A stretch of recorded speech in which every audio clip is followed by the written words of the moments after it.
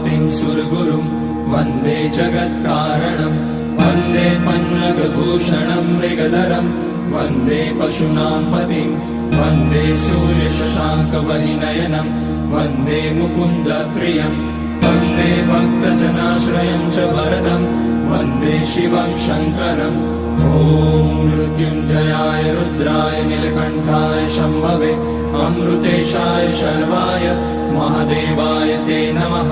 नमस्तेऽस्तु भगवन् विश्वेश्वराय महादेवाय त्र्यम्बकाय त्रिपुरान्तकाय त्रिकाग्निकालाय कालाग्निरुद्राय नीलकण्ठाय मृत्युञ्जयाय सर्वेश्वराय सदाशिवाय श्रीमान् महादेवाय नमः।